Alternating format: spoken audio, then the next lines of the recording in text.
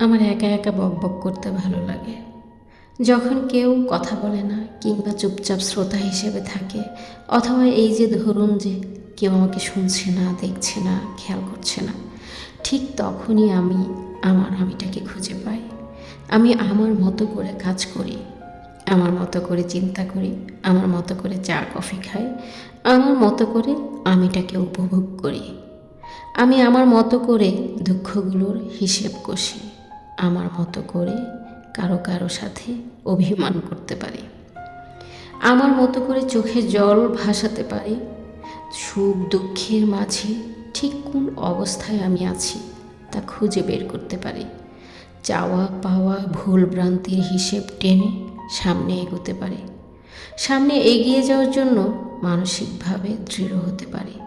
একান্ত গোপন বৈঠকে সৃষ্টিকর্তার কাছে সমস্ত অভিমান, অভিযোগ, বিচার, সালিশ দিয়ে নিজেকে ছেড়ে নতুন করে তৈরি করতে পারে।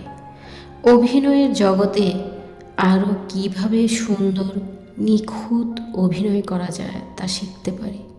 আমি আমার নিজস্বতাকে খুঁজে পেতে পারি।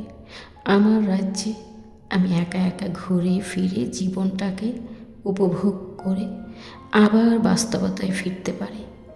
আমার রাজত্বে আমি রাজকন্যা, রাজকুমারের হাত ধরে ঘুরে বেড়াতে পারি, আর আমি আমার আমিটাকে ভালোবাসতে পারি।